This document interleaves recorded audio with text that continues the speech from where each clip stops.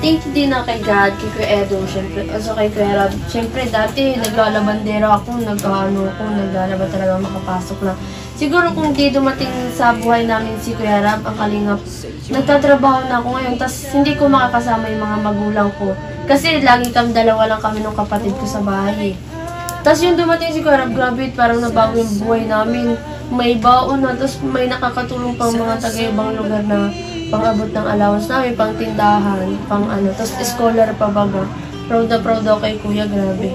Hindi nakakapag-ano na nakuha niya tayo. Lalo na baga sa mga lab team, grabe ang issue nila. Nakaka-proud si Kuya kasi hindi siya nagpapadala sa mga nagbabasa kayo.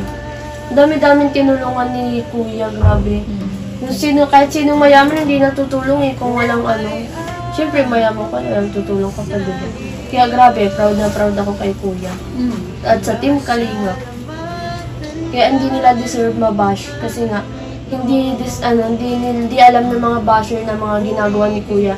Ang daming na napabahayan ni Kuya na hindi nila kayang magawa. Kaya wala silang karapatan kung ano dapat sabihin nila kay Kuya. Ako nga din na simula nung na kilala ko ni Kuya Alvin baga. Hindi dahil kay Kuya Alvin, hindi ako mga ni Kuya Rab. Yung dahil din kay Kuya Rab na nabago talaga yung buhay namin. Dahil na solo parent lang si Mama. Tapos yun, kung hindi dahil kay Kuya Rab, nagtatrabaho na din ako. Hindi ako ngayon na, second year na din ako. Ayun, thankful talaga akong marami kay Kuya Rab. Dahil sa inyo pala. Yun. Tapos, kung hindi kay Kuya Rab, hindi tayo makakapag-travel. Oo. Natin nararanasan enjoy. Sa mga hindi natin napupuntahan. Tapos makakain ng mga masasarap. Ayun nakakain dati. Gaya na rin dati ba? Hindi natin nakakain dati, nakakain na natin talaga yung Kuya. Diba? Yung mga sa damit ba, sabay na nakakasabay na. Sabay na sa tray. Yung dating, ay gusto mo busok pero hindi ko kaya mabili. Hindi Kasi natin wala. Pero ngayon, kasi ang pera lang talagang parang naiingit ka lang. budget lang. Parang naiingit ka na lang sa mabuti pa ito, ganito. Pero ngayon, hindi na kasi nabibili na.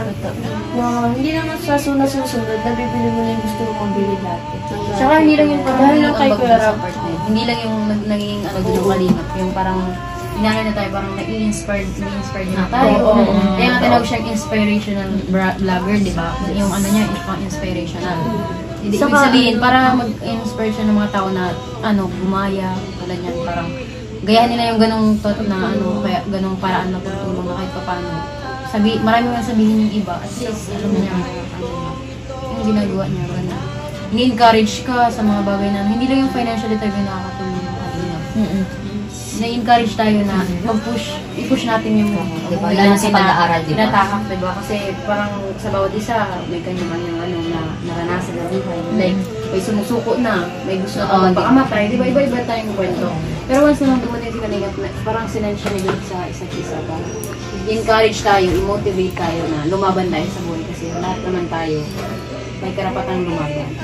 Saka, hindi naman lang ito yung kung iba iniisip natin na ay, baka hanggang dito lang ako, hanggang dito lang yung kaya ko. Ako talaga dahil sa Kalingap, parang na-push ako yung sarili ko na, ay, hindi na pala kayo lumalaban sa buhay, sabi ko, wala akong karapatang mapalit. Kailangan kong lumaban. Parang na-encourage talaga. Hindi magaganda. Na-inspired pa daw. Sinasabi nila, puro magagandang pinipili. Hindi na alam kahit magaganda. Hindi alam, madami naman ang tulong. Nasasabi kasi nila yun kasi nga hindi naman sila nanonood. Yun lang yung nakikita saka yung nila. iba, sumasabay na lang din sila, mga nakikishare na lang. May isa ba yung nakalitaan lang, di ba? Totoong sumasabay sa trend yung gano'n. Kaya di ba may kambal pa? May mga siniradam niya na nga, di ba?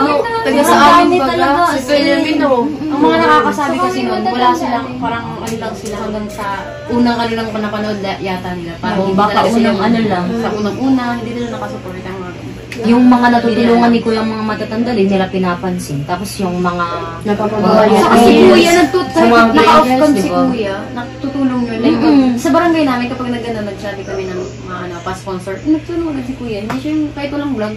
Pwede nila alam talaga. Minsan nga, kahit wala tayong pasok, nabigay si Kuya allowance, di ba?